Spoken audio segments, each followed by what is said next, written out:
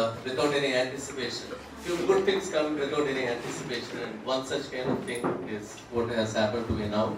I'm happy to be here with this college and be a part of this one seminar that is happening, and also share this particular session which has just come like that. Thank you so much, Dr. Namita Kalita, for this opportunity that you have given me. As it is said, there are two presentations in this particular session. The first presentation is going to be by Dr. RAMTHING. He has done his PhD from NEHU. He is a faculty member presently at the Department of Philosophy, University of North Bengal. His areas of interest are in Western ethics, applied ethics, Western epistemology, Greek philosophy, peace and conflict studies. I think this is where we had some discussion when I last time visited North Bengal University with regard to peace and conflict studies. And he is also working on Naga folklore and philosophy of human rights.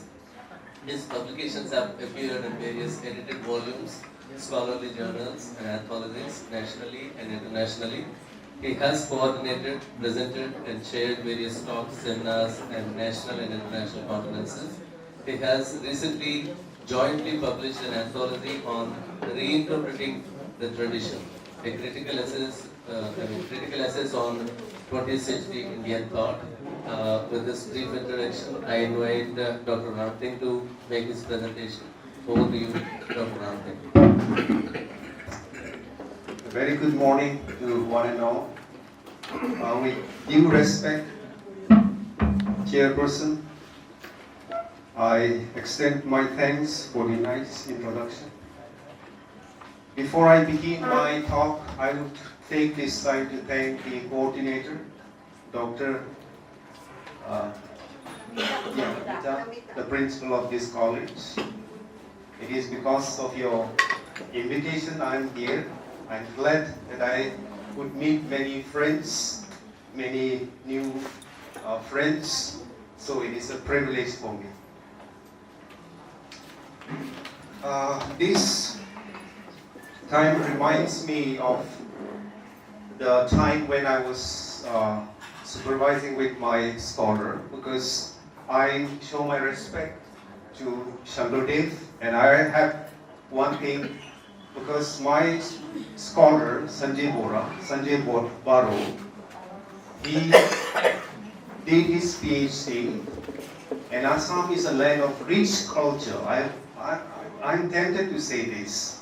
And my scholar did his PhD from the topic of humanism in the light of Dr. Govind Hazarika. So it was a rich culture. I could connect with the culture of this Assam. And today I'm happy that I'm here in a place which is a very, very well-known place, a place of the birth of Shankardev. So it is an honor for me. Now today, my talk is on common sense realism. Now this topic, in fact, is also a new topic for me, because when I chose this topic in Western epistemology for my students in 2018, I came across this topic, common sense realism. And this common sense realism, I would be focusing particularly on the founder of this common sense realism, by the name Thomas Reid. 2018, when I started this topic, this investigation, it was entirely a new personality for me. Thomas Reid is a new personality, and since then I have been reading and I have been researching on his work. In fact, this topic I think is very, very appropriate in the sense that many of the students in this college are not from this discipline. So this common sense realism would really, I think, give some sense of how we understand what we understand.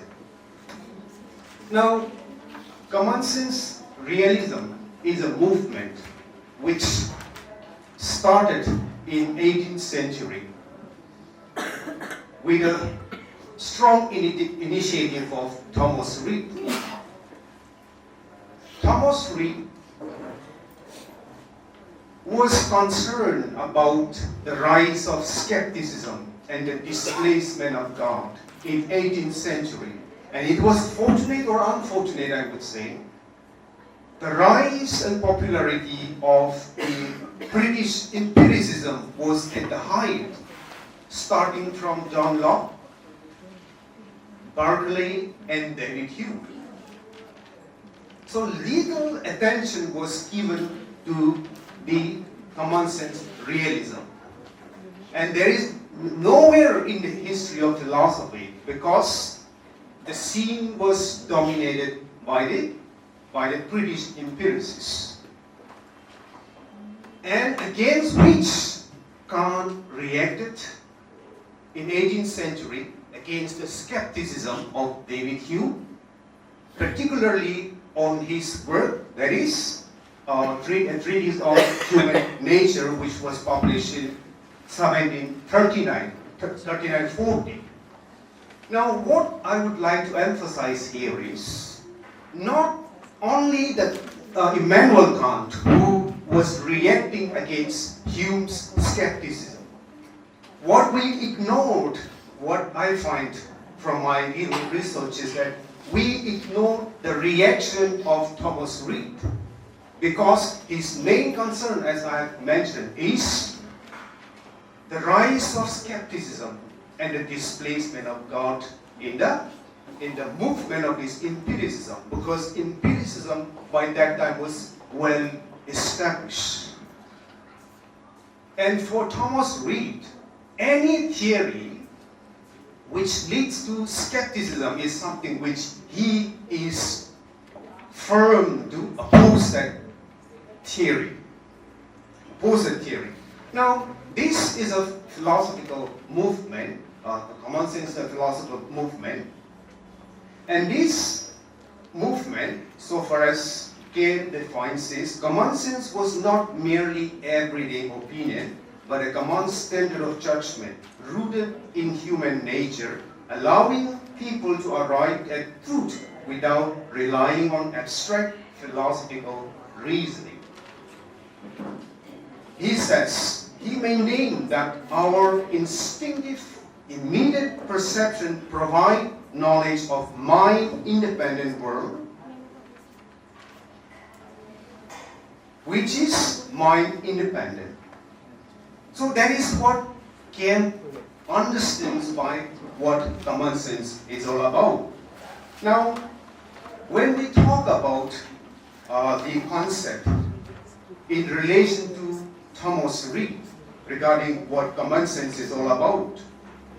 Now, for Thomas Reid, what he thinks is that common sense for Thomas Reid, or common sense realism, is a philosophical position that certain fundamental truths are known immediately, intuitively, and universally by virtually all people. So, there are some fundamental truths, according to common sense realism, which is not just for only students of philosophy. Truth is not just about something to be discussed by the philosophers. Truth is something which is given to all. It is a common sense. It is a natural belief. That is what Thomas Reid is trying to talk about. Reid calls this fundamental truth first principle. Common sense refers to the fundamental, universal, unavoidable principles of belief and judgment that are part of human constitution. This common sense is not the creation of the experience, but it is part of our nature. This is part of our human constitution, natural proclivity, that is what he uses. This is part of our nature. And this, if this is part of our nature, this is not only for the philosophers. truth is something which can be accessed by all, everyone. So some philosophers would say that Thomas Reid is an anti-philosophy philosophers because he emphasizes on natural beliefs. He emphasizes on the nature of human constitution. This is what Thomas Reid says. Reid argues that we inherently trust our senses, seeing, hearing, touching, memory, reasoning, and yes, even more intuition. This is what Reid says. Now, for Thomas Reid, these common sense for him are the foundation of conviction that all rational individuals share, which is essential for both thinking and acting. The human brain is designed to directly perceive reality and trust its mental faculties, much like an operating system. And this is what Thomas Reid is emphasizing. Now, when he says common sense, he understands in the sense of first principle. First principle. Now, he says these common sense, or the principles of common sense, form the foundation of our cognition, an action that the philosophers has no option. The philosopher has no option but to join with the rest of humanity in conducting his thinking within the confines of common sense. He cannot leave himself above the herd. Philosophy has no other root but the principles of common sense. It grows out of them. It grows out of them and draws its nourishment from them. Severed from this root, its honor wither, its sap is dry, it dies and ruins. Now, he's talking about the supremacy, the primacy of this common sense. It is not the philosophy that is grounded on, it is not the common sense that is grounded in philosophy. Rather, it is the other way around. And therefore, philosophy cannot be separated from common sense, from the natural beliefs. Because if it severs from the roots, its sap will wither and dry. That is what Thomas Reid is trying to talk about, trying to say. Philosophy has no root but the principle of common sense. It grows out of them and draws its nourishment from them. So, as far as common sense is concerned, what he is trying to say is that common sense is much closer to the truth of reality. This is the point. This is the crux of his philosophy, is that common sense is much closer to the truth of reality than the theory which was found, the idea, the origin of this representative realism was found in the idea of Descartes. In fact, this is where the idea originated, which was developed by Locke, and then finally succeeded in the work of David Hume. So the supremacy of this common sense over philosophy is what I understand, and this is the reason why some philosophers say that he is anti-philosophy philosopher, because he talks against this philosophy, because philosophy is rooted in the foundation of common sense, not the common sense on this philosophy. In his major works, there are three major works that I would like to just cite. The first is an inquiry into the human mind on the principles of common sense, which was published in 1764. And this 1764 is something which is very important, because this is the same year which he was appointed in the University of Glasgow, succeeding Adam Smith. And this publication, this work on common sense, in fact, is a work which can be understood as a conglomeration of the discussion which was done in the Aberdeen Philosophical Society, which was founded in 1758, existed till 1773. There in the Aberdeen Philosophical Society, which is also known as the Wise Club, I don't know whether it was named by them or some other person, there they discuss about this work, that is, work of David Hume. And what I find in the nature of Thomas Reid is that before the publication of this work, that is, Inquiry into the Human Mind, Reid wanted Hume to just go through once, because his concern is that most of the discussion which is there in the work of 1764 is a critical appraiser of what David Hume discussed in his work, that is, a treatise on human nature. So he wants David Hume to just go through, because that is what is the critical appraiser of David Hume, which in fact was denied, but what I come to know that David Hume and this Thomas Reid, they both have a common friend by the name Hugh Blair. Hugh Blair requested David Hume again for the second time, and it seems that David Hume seriously go through the book and was gave a very complimentary feedback regarding his work.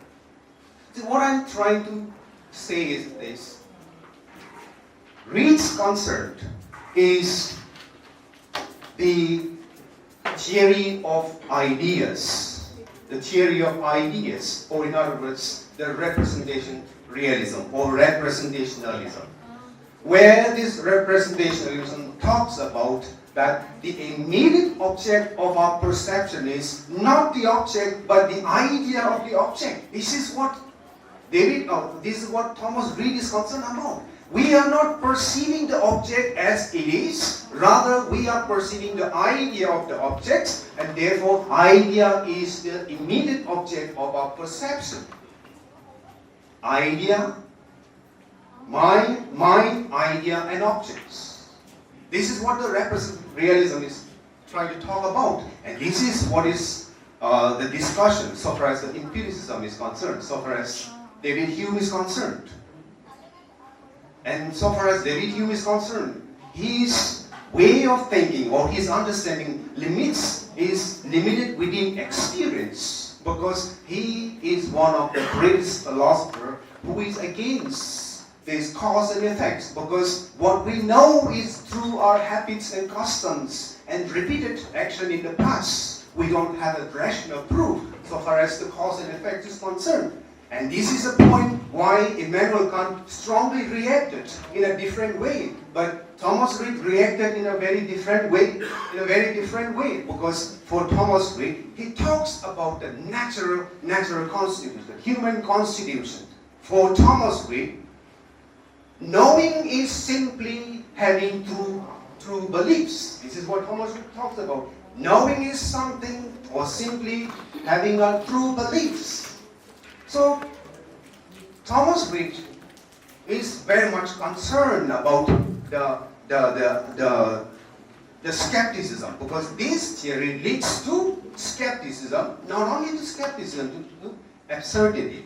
And I already mentioned, Thomas Reid is vehemently against any kind of theory that leads to skepticism. And this representative realism creates a veil of perception so far as the reality of the world is concerned. And so what is very crucial, because the time allotment is just 25 minutes, I would go to my very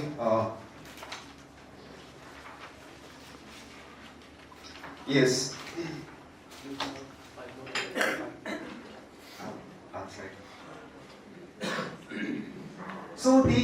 representative realism, what they subscribe and why Thomas Reid reacted is this. They all subscribe, they all means a representative realism starting from Hume, starting from Berkeley's Locke and Hume. They all subscribe to the theory of ideas according to which we do not have direct knowledge of objects in the external world, but only some kind of mediated awareness transmitted by the sense organs with absolutely no way of determining how validly or accurately or coherently the sense organs do capture what is in the world.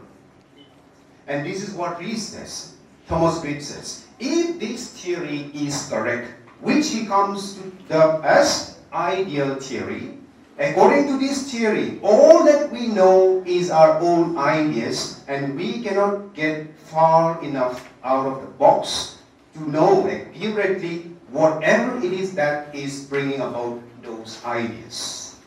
Reid says, if this theory is correct, I lay my hands across my lips and become a skeptic. Because if in fact, this is very important, if in fact we are in no position absolutely to have an epistemic resources, if at all we have no position to have epistemic resources with which to distinguish between what our senses are reporting, and what in the external world are exciting the sensory reports, then for all you know, there is not anything at all in the external world. In fact, the application of the theory is finally to take the position that George Berkeley took, and this is simply to dismiss the proposition that there is a mind-independent reality existing external material world. And this is what Thomas Reid is strongly against the skepticism. Because if at all we don't have the epistemic resources with which we can distinguish this, then and this is a point of division where Immanuel Kant has a different way of looking at skepticism. Thomas Reid has a different way of looking at this different thing. But what Thomas Reid talks about is something which is very fascinating for me, very captivating for me, because it tries to understand this common sense in the sense of the human constitution, natural beliefs. And what is this natural beliefs? We have a strong natural belief in our memory. I have natural belief. I don't have any hesitation to believe what my eye sees. I don't have any hesitation to believe what my memory talks about. Why I'm here today in this podium is because I communicated with the coordinator, and that is the memory through which I communicated, and this is what I am presenting. The natural beliefs regarding our memory, natural belief towards the physical objects existing outside of the mind, outside of the world. So this is what, in fact, Thomas Reid is trying to talk about. I have some more things to say, but for my friend, I have to sacrifice. Yeah, Thank you so much. But please be there. Let's listen to some questions if there are any. Because this is a very interesting kind of a debate where non-philosophers also can be a part of, like how do you relate philosophy and common sense, the relation between them, and how complicated that could be, or how philosophers make it more complicated. We can have a look at it. I see one hand, please.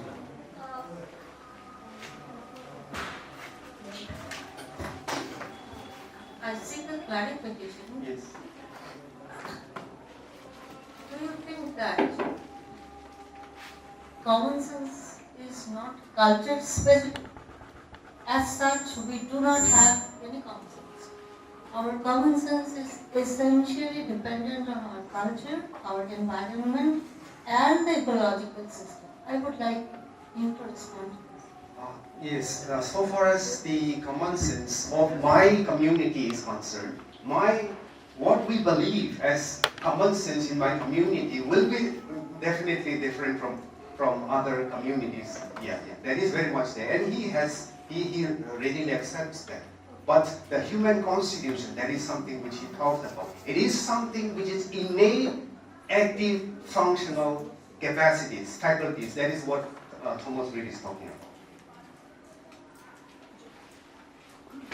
Do you mean in terms of Descartes' innate ideas or innate framework kind of one? But Only limited to that?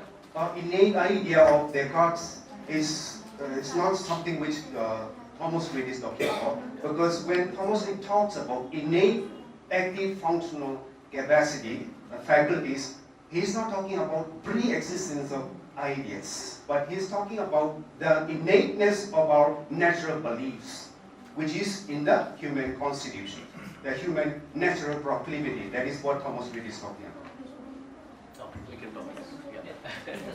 Thank you, RAMTHING, my colleague, my friend. You are always precise in your presentation. I like it. Thank you. Thank you so much. If you go to the traditional analysis of knowledge, the concept of knowledge, starting from Russell to John Husper's, there is a very small book, Russell's very small book, The Problem of Philosophy. Russell was defining knowledge as acquaintance. Knowledge is competence. There is propositional knowledge. So when you are talking about commonsensical realism or common sense realism, Russell was precisely referring to knowledge by acquaintance is a commonsensical form of the definition of knowledge. Now, the realism which Thomas Reid is referring to, and the realism which we believe in metaphysics, is there any distinction? Because relativism, absolute realism, absolute relativism, there is also relative relativism, by Rorty, and then one more is there, I just forget. Lopati Chandagupta এটার উপরে কাজ বই লিখেছেন, the realism and relativism. I just forget that last one. So whether that kind of common sense realism is at all related to, the traditional epistemological definition of realism, and Thomas Reid definition of common sense realism, and the realism relativism debate in metaphysics, all three are related in the same platform, or no, or is it not the case? That is my simple clarification, not a question. Okay. When we talk about this realism, Patna, sorry, that is Hilary Patna. Okay. When we talk about realism in this common sense perspective, Reid would distinguish realism, and he would say in two perspectives, and in that sense, even realism of Thomas Reid would be differentiated from the phenomenalism of realism of this Immanuel Kant. Yeah, because when Immanuel Kant talks about what he knows is just the knowledge of the phenomenal world, whereas Thomas Reid talks about the existence of the independent, objective reality, independent of mind, and having the true knowledge of that kind of object which are outside the mind. So in that sense, now I can say one. Nicholas, who is also a scholar of this Thomas Reid, he defines Thomas Reid epistemology in a very, very precise manner, and I really like this because he says Thomas Reid epistemology can be considered as epistemological piety in the sense it is a blending of two essential elements, that is humility and gratitude. Humility in the sense that we, human mind, cannot dispel all darkness, all the philosophical questions. Gratitude in the sense that God, in the nature of God, God has created us and has given us enough common sense to distinguish between what is and what is not. So metaphysics ends with theism. About necessary, Thomas Reid talks about in relation with psychological necessity. Okay. Thank you. Yeah, thank you so much.